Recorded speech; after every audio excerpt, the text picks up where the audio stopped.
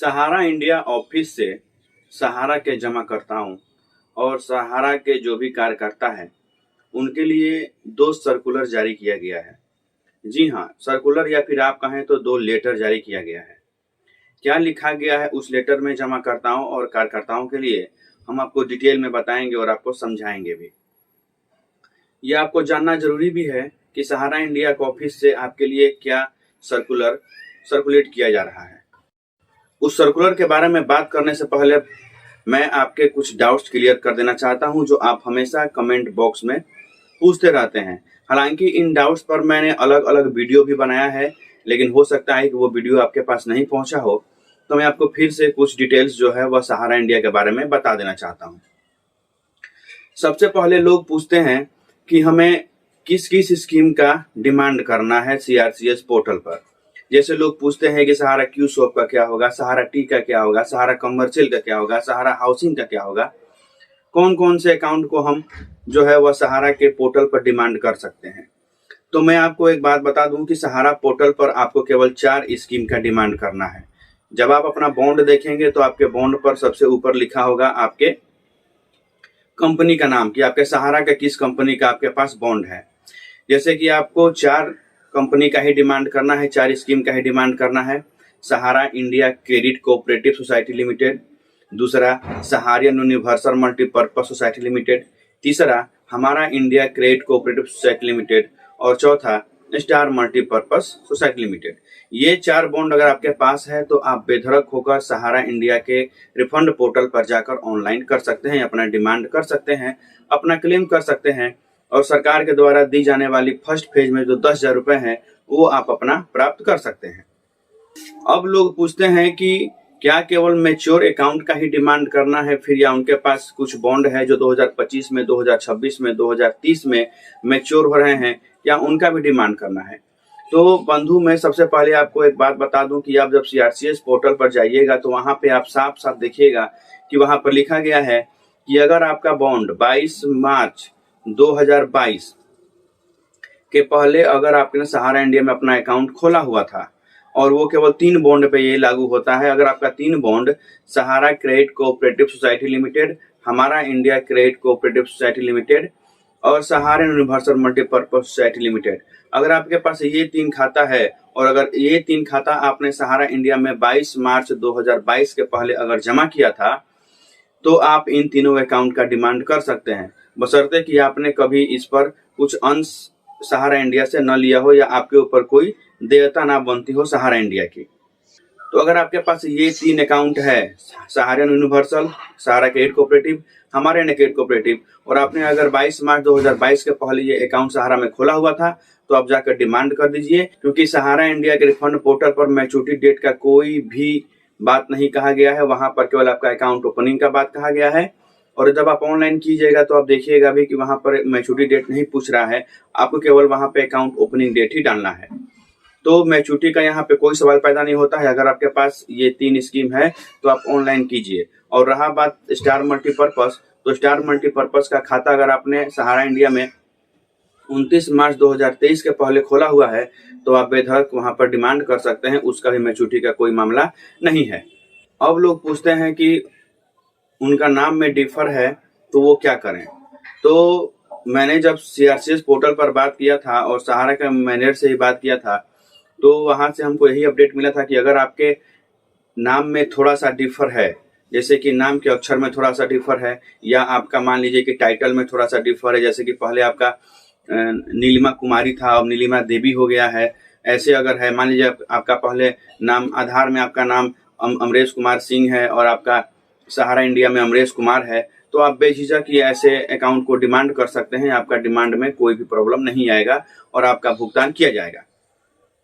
तो छोटा मोटा अगर आपका डिफरेंट है आपके टाइटल में या फिर आपके नाम में, तो आप बेझिझक डिमांड कर दीजिए। अगर आपका पूरा नाम चेंज हो गया है, जैसे कि पहले आपके आधार का नाम में, आपके आधार में जो नाम है वह अमरेश कुमार सिंह है और आपके सहारा इंडिया नाम में पप्पू कुमार है, तो ऐसे में आप डिमांड मत कीजिए, आप अभी रुक जाइए, अभी इसका अपडेट आएगा तब आप डिमांड कीजिएगा। अगर छोटा मोटा डिफर है तो आप डिमांड कर सकते हैं, आपका भुगतान होगा।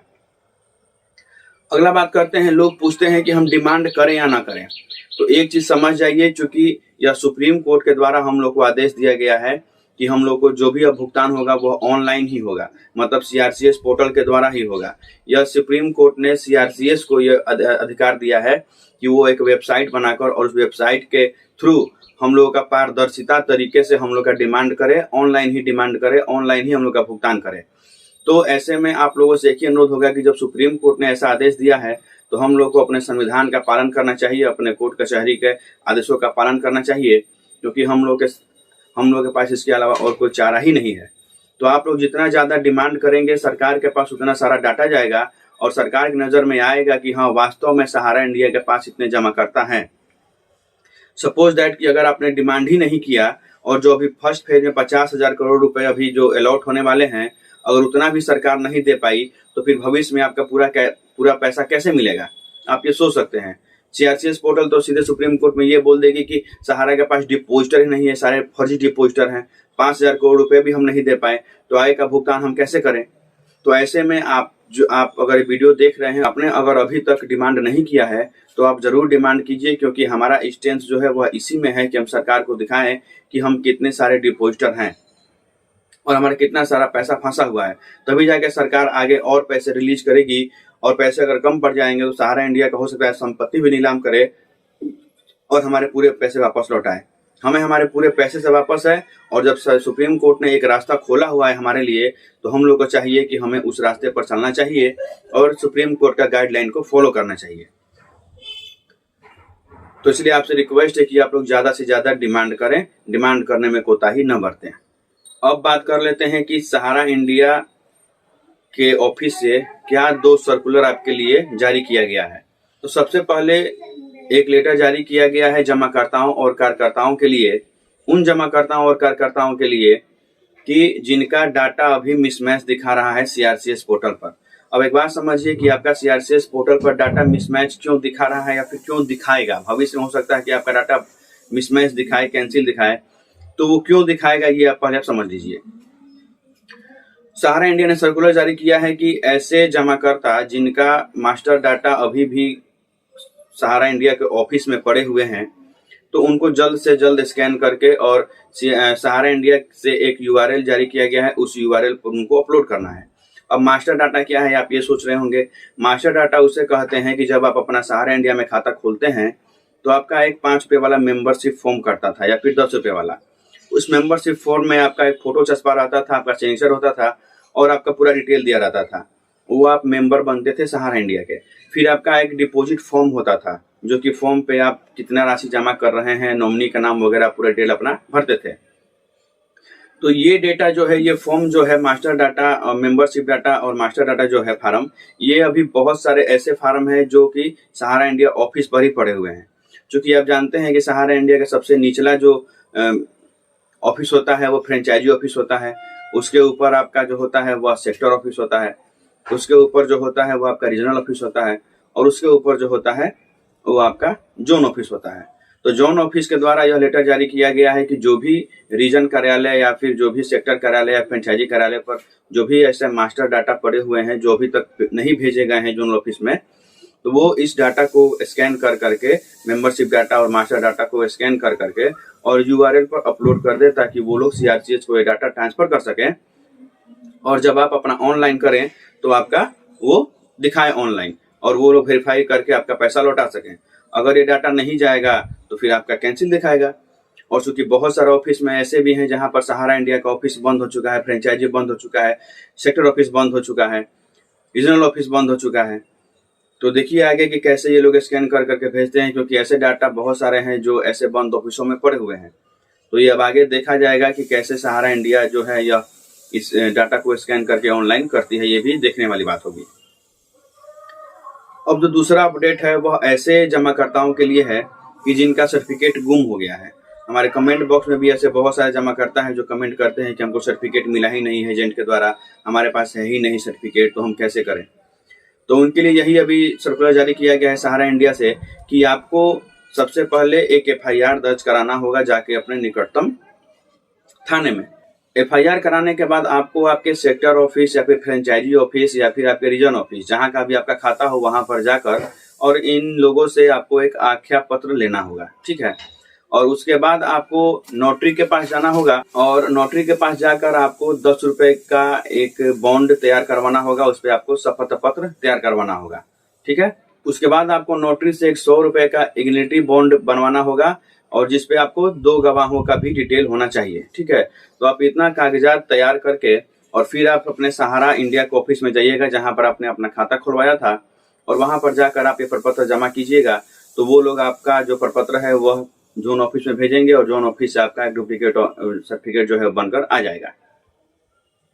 तो अब सवाल ये उठता है कि आपको इतना सारा बात मालूम कैसे चलेगा। तो अगर आपका ऑफिस खुल रहा है, जिस भी सहारा इंडिया ऑफिस में आपने अपना जमा किया था, अगर आपका वो ऑफिस खुल रहा है तो आप वहां जाइए और वहां पर जाकर आप उनसे बताइए कि हमको सारा फॉर्मेट दीजिए, क्योंकि वहां पर फॉर्मेट उपलब्ध होगा। जो भी आपको फॉर्मेट चाहिए आप उनसे कहिएगा कि आपको फॉर्मेट उपलब्ध कराएं। आप उस फॉर्मेट को लेकर कोर्ट जाइएगा और वहां पर किसी भी नोटरी से आप जब संपर्क कीजिएगा, आप बताइएगा कि हमारा सर्टिफिकेट खो गया है, तो वो स्वतः आपका सारा काम करके आपको दे देगा। ठीक है। तो ऐसे आप अपना नोटरी से बनवाकर और सहारा इंडिया ऑफिस में जमा कर दीजिए और फिर आप अपना आराम से एक डुप्लीकेट बॉन्ड लेकर और फिर आप अपना सीआरसीएस पोर्टल पर डिमांड कर दीजिए। अब एक बात आपको हम जरूरी बात बताना चाहेंगे कि बहुत सारे लोग ऐसे हैं कि जिनको लगता है कि उनका सर्टिफिकेट बहुत कम है। जैसे कि उन्होंने मान लीजिए कि 1 लाख जमा किया था लेकिन उनके पास केवल 80,000 और 85,000 की बॉन्ड मिल रहा है, बाकी बॉन्ड नहीं मिल रहा है, या उनको लगता है कि हमें पूरा बॉन्ड नहीं दिया गया है।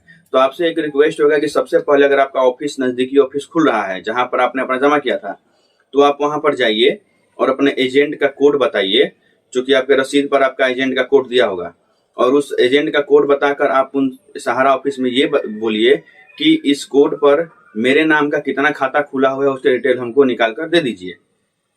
तो सहारा इंडिया ऑफिस से आपको उस कोड पर आपके नाम से जितना भी खाता खुला हुआ होगा उसका सारा डिटेल आपको प्रिंट करके दे दिया जाएगा और आप उस डिटेल से मिला लीजिए कि आपके पास वो सारे बॉन्ड है कि नहीं, और तब आप डिमांड कीजिए। क्योंकि बहुत बार ऐसा हुआ है कि एजेंट ने 10 सर्टिफिकेट में से 8 सर्टिफिकेट या 5 सर्टिफिकेट डिपोजिटर को दे दिया है, बाकी 2 सर्टिफिकेट अपने पास ही रख लिया है।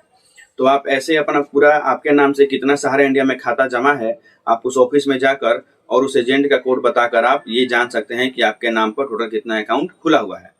और एक आपको अपडेट दे दें कि बहुत सारे लोगों ने अभी तक डिमांड इसलिए नहीं किया है कि उनके पास सहारन पर अकाउंट नंबर नहीं है। तो साइट पर अब सुधार गया है, अब अकाउंट नंबर सहारन का नहीं मांग रहा है, अब केवल हमारा इंडिया क्रेडिट कोऑपरेटिव इसका ही अकाउंट नंबर मांग रहा है। सहारन में आप बिना अकाउंट नंबर डाले ही डिमांड कर सकते हैं। आप जाकर अभी डिमांड कर दीजिए। और एक पासबुक का आप लोग का बार बार क्वेश्चन आता है कि पासबुक का हम कौन कौन सा पेज स्कैन करें, तो सीआरसीएस पोर्टल पर इसका भी अपडेट दे दिया गया है। आप केवल फर्स्ट पेज और लास्ट पेज जहां आपका टोटल अमाउंट जमा किया हुआ लिखा होगा उस पेज को, और फर्स्ट पेज को जहां आपका नाम लिखा होगा आप उसको फोटो खींचकर और अपलोड कर सकते हैं। इसके पहले आप एक काम कीजिएगा कि आप अपने नजदीकी सहारा ऑफिस में जाकर और अपने पासबुक का पार्टी लेजर निकलवा लीजिएगा। जी हाँ, अपना अकाउंट नंबर बताकर उसका पार्टी लेजर निकलवा कर और देख लीजिएगा कि आपके उस पासबुक में कितने पैसे जमा हैं।